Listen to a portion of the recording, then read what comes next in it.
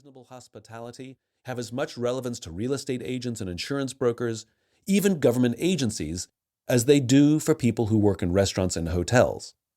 His thoughts on leadership are as applicable to business-to-consumer companies as they are to business companies. Indeed, any organization would benefit from his thinking. In this book, Will shows the amazing impact we can have on someone's life when we give them a sense of belonging.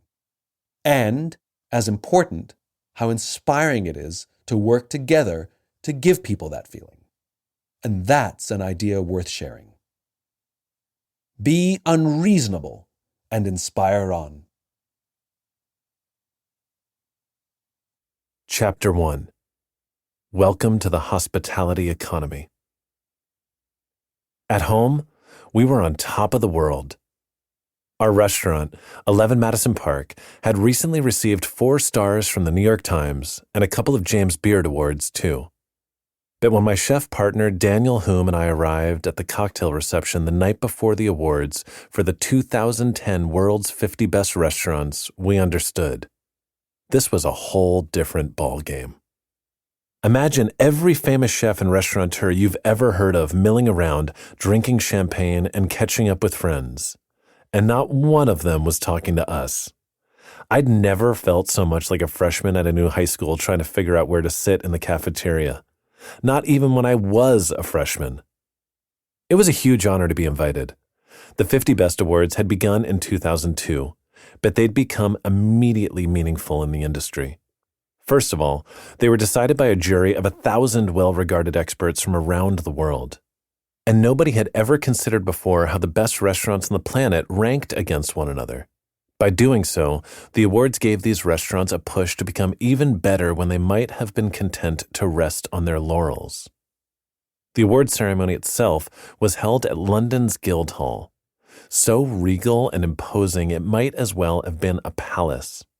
As Daniel and I sat down, more than a little intimidated, we foolishly tried to gauge where we were going to land on the list based on where we were sitting relative to chefs like Heston Blumenthal of England's Fat Duck or Thomas Keller of Per Se, both of whom had been in the top 10 the year before. I guessed 40. Daniel, always more optimistic, guessed number 35. The lights went down, the music played. The MC for the night was a handsome, debonair Brit.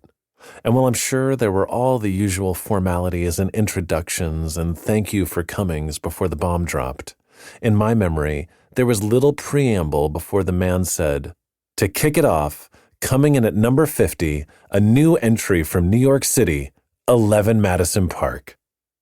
That knocked the wind right out of us. We slumped over and stared at our feet. Unfortunately, what we couldn't have possibly known, because it was our first year at the event and because we were the very first restaurant called, is that when they call your name, they're also projecting your image onto a gigantic screen at the front of the auditorium so that everyone can see you celebrating your win. Except we weren't celebrating. We were at the very bottom of the list. Mortified to see our dejected faces on the 30-foot-tall screen, I elbowed Daniel, and the two of us mustered a smile and a wave. But it was too little. Too late. An auditorium filled with the most celebrated chefs and restaurateurs in the world, our heroes, had already borne witness to our devastation. The night was over for us before it had even begun. At the reception afterward, we ran into Massimo Bottura, the Italian chef of Osteria Francescana, a Michelin 3-star based in Modena, and number 6 on the list, not that we were counting. He saw us, started laughing, and couldn't stop. "You guys looked pretty happy up there." Fair enough, but Daniel and I weren't laughing. It was an honor to be recognized as one of the 50 best restaurants in the world. We knew that. Still, in that room, we had come in last place. We left the party early and headed back to our hotel, where we grabbed a bottle of bourbon from the bar and sat, ready to drown our sorrows, on the steps outside. We spent the next couple of hours moving through the 5 stages of grief. We'd staggered out of the auditorium in denial. Had that really happened? Then we got mad. Who the hell did they think they were? We breezed through bargaining and spent the better part of the bottle on depression before...